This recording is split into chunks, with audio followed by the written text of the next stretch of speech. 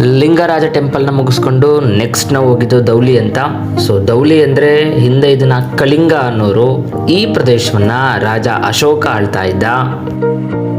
ಈಗಲೂ ಅಶೋಕನ ಒಂದು ಕಲ್ಲಿದೆ ಇಲ್ಲಿ. ಮೊದಲು ಬಂದ ಕೂಡಲೇ ಆ ಅಶೋಕನ ಕಲ್ಲು ಕಾಣುತ್ತೆ ನಮಗೆ. ಇಲ್ಲಿ ಬುದ್ಧನ ಒಂದು ದೇವಸ್ಥಾನ ನಮಗೆ ಕಾಣಿಸುತ್ತೆ. ಹಾಗೆ ಪಕ್ಕದಲ್ಲಿ ದಯಾ ನದಿ ಹರಿತಾ ಇದೆ. ಈ ದಯಾ ನದಿಗೆ ರೆಡ್ ರಿವರ್ ಅಂತ ಕೂಡ ಹೇಳ್ತಾರೆ.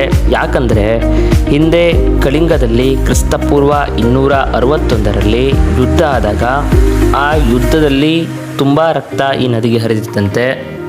ಆಗ ಈ ನದಿ ರಕ್ತಮಯವಾಗಿರುತ್ತೆ, ಹಾಗಾಗಿ ಇದನ್ನ ರೆಡ್ ರಿವರ್ ಅಂತ ಹೇಳ್ತಾರೆ.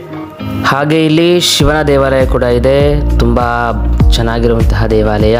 ಹಾಗೂ ಇಲ್ಲಿರುವಂತಹ ಶಿವಲಿಂಗ ಬಹಳ ಎತ್ತರವಾಗಿರುವಂತಹ ಶಿವಲಿಂಗ. ಹಾಗೆ ಅಲ್ಲಿ ಸ್ವಲ್ಪ ಫೋಟೋಸ್ನ ತಗೊಂಡು ಅಲ್ಲಿಂದ ಹೊರಟ್ವಿ. ನಂತರ ನಾವು ಬಂದಿದ್ದು ಸಾಕ್ಷಿ ಗೋಪಾಲ ಸ್ವಾಮಿ ದೇವಸ್ಥಾನಕ್ಕೆ. ಇಲ್ಲಿ ಸ್ವತಃ ಶ್ರೀಕೃಷ್ಣನೇ ಕಲ್ಲಾಗಿ ನಿಂತಿದ್ದಾನೆ ಅಂತ ಹೇಳ್ತಾರೆ. ಇದಕ್ಕೆ ಪೂರಕವಾಗಿ ಒಂದು ಕಥೆ ಇದೆ. ಹಿಂದೆ ಒಬ್ಬ ಜಮೀನ್ದಾರ ಒಂದು ಮಾತು ಕೊಟ್ಟಿರ್ತಾನೆ, ಆ ಮಾತನ್ನು ಕೊನೆಗೆ ಕೊಟ್ಟಿಲ್ಲ ಅಂತ ಹೇಳ್ತಾನೆ. ಆಗ ಒಬ್ಬ ಹುಡುಗ ನಾನು ಇದಕ್ಕೆ ಸಾಕ್ಷಿಯಾಗಿ ಸ್ವತಃ ದೇವರನ್ನೇ ಕರ್ಕೊಂಬರ್ತೀನಿ ಅಂತ ಹೋಗ್ತಾನೆ. ಸೊ ಇದಕ್ಕೆ ಶ್ರೀಕೃಷ್ಣ ಕೂಡ ಒಪ್ಕೋತಾನೆ ಬರ್ತೀನಿ ಅಂತ.